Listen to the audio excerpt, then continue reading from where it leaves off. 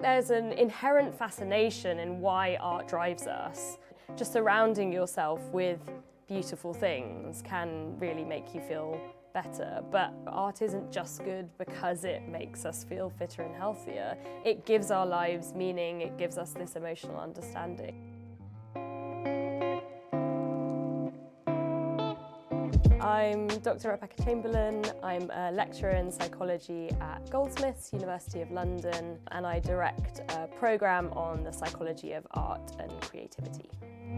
Neuroaesthetics is essentially applying neuroscientific techniques to the study of why we find objects in our environment sort of interesting, and that could be prototypical artworks like, paintings, pieces of music, a dance performance, but it can also apply to anything in our kind of designed or natural environment. So by putting these two things together, we can get an understanding of how the brain contributes to our aesthetic experiences. You see activation in parts of the brain that are dealing with visual processing, which is not that surprising, but they also saw activation of something called the default mode network, which is a network of brain regions that is usually active when we're just not really doing much at all, like mind wandering, doing kind of some introspective kind of thinking. So it's almost like we're connecting our experience of the external world to our own internal world, which again gives us some indicators of why art can be so powerful. We tend to prefer symmetry over asymmetry. We tend to prefer curvature over sharp angled edges. So by and large, and studies have looked across different populations across the world, these tend to be true. But that really is the limit of some kind of what we would call an objective sense of beauty. There is evidence that some people are more sensitive to features of objects than other people. And that seems to mean that that will influence whether they find that beautiful or not. But there's very little empirical evidence to suggest that some people have good or bad taste. Training can definitely heighten that sort of sensitivity. So if you're a designer or an artist, what you're really doing is honing those senses to pick up those really subtle differences. So it makes a lot of sense that then with this kind of artistic training, you get more sensitive to these features.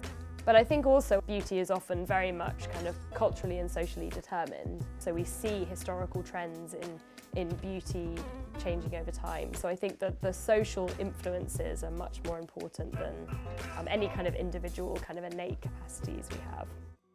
By and large, our brains are pretty similar.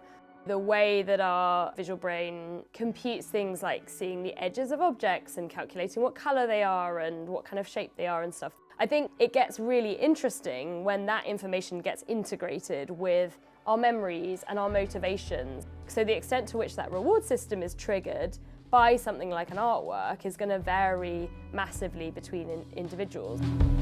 There's also some interesting work on personality differences between people, and the one that's important for engagement with art is called openness to experience. So that's just the idea, are you willing to try new things?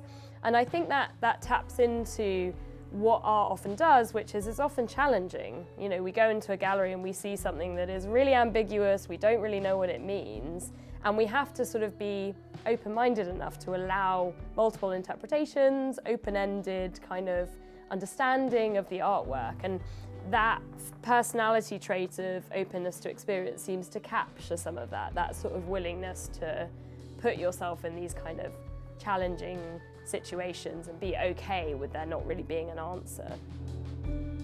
Arts and culture, although that's a very broad umbrella, is not for everyone, but I think we can do a better job of bringing people in. I think there can tend to be an elitism in some aspects of the art and cultural scenes. Rather than taking that at face value, I think as a psychologist and neuroscientist, I can ask, well, why is that? Why is this person turned off? And what kind of factors can we consider to open that up? In a lot of cases, there will probably be a way of bringing them in and finding something for them.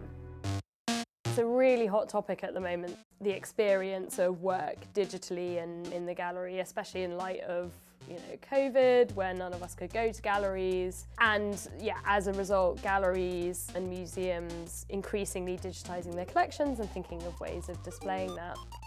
Interestingly, the research seems to suggest there's not much difference between experiencing artworks digitally and in the galleries.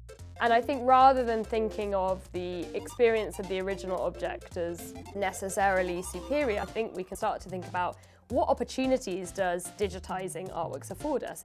It enables us to get a really close look. We can do really interesting things around the context around the artwork. I can imagine a situation where we might be able to individually curate exhibitions for different kinds of visitors based on what they're interested in. And I think this is a really positive thing because it really increases accessibility to gallery collections. So you don't have to live in London and be able to afford to go to all of these expensive temporary exhibitions if you can access it online.